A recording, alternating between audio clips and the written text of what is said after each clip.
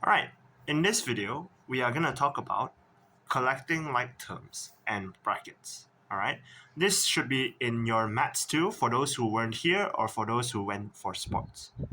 Okay, so like terms. What are like terms? First of all, we need to talk about what exactly is a term.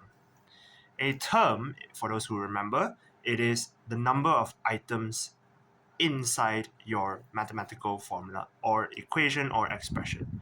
So an example, let's say I have this black box here, full of chocolates. I don't know how many chocolates there are. I'll just say that the number of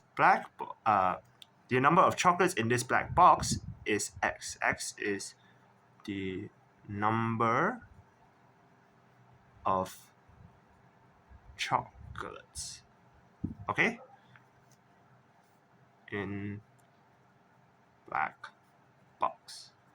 All right, then I'll have another box that is white in color. Okay, so I would put that as y. All right, same thing. So y is also the number of chocolates in this white box. Okay, in white box. All right. So let's say I want to combine the number of chocolates in both boxes. So I have one black box and I have one white box. So then my expression should be x plus y. Okay? X plus y. Here I have two separate terms, because I have one black box and one white box. They are two different things, they are separate.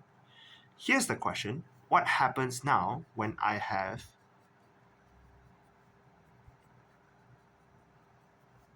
three black boxes, same black boxes, and two white boxes? What happens now? So in this case, if you count, I have three x's. 1, 2, 3.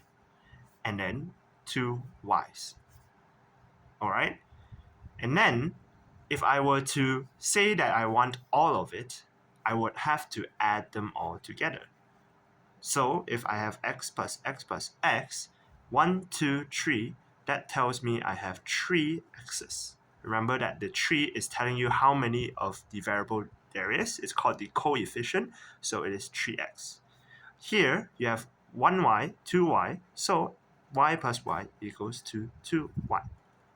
So this is essentially what collecting like terms is. You look at the amount of terms, like terms, similar items you have, and then you add them all together.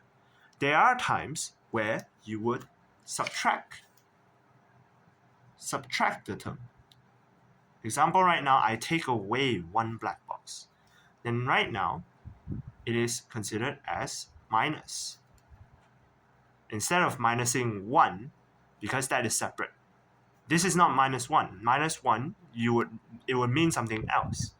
But you took away a black box. If you take away a black box, that is actually minus x. It is not minus 1. So now you have two x's. See? 1, 2. Alright? So that is the basics of collecting like terms. Now, what about brackets? Why are we talking about brackets right now? So we are talking about brackets because in cases, well, let's do a quick refresher of what brackets are first. Right now, let's say I have a 4 bracket 3. You know this as 4 multiplied by 3, which is 12. Alright? If I have 4, 2 plus 1. Okay? Essentially, it's the same thing. We learn to solve the parenthesis first, the one in the middle, in the bracket. So we have 4 bracket 3 equals to 12. Here, you know you can solve the parenthesis. But there are cases where you cannot solve the parenthesis, where you have unknowns and x right here. So in these cases, what you must do is you must multiply everything inside of the bracket. Why? Why must you multiply inside? Then we must try out this example. If we try out this example, let's say I have 4 bracket 2 plus 1. Okay? 2 plus 1. If I only multiply 4 and 2, look at what happens. 4 times 2 is 8 plus 1. Answer is 9. It is not equal to 12. You see how 9 and 12, they're not equal? So the answer is wrong. Okay? It is wrong. It's not correct. The only way where you can get it correct is when you multiply both numbers inside. So here, 4 multiplied by 2 multiplied by 1. 2 times 4 is 8 plus 1 times 4, 4. You get 12. Then only it is correct. So here, for brackets, especially for unknowns, you need to be able to write 4 times x is 4x, and then 1 times 4 is 1, and that's your final answer. That is all for this video. This is only the basics and what was taught in class. We will move on.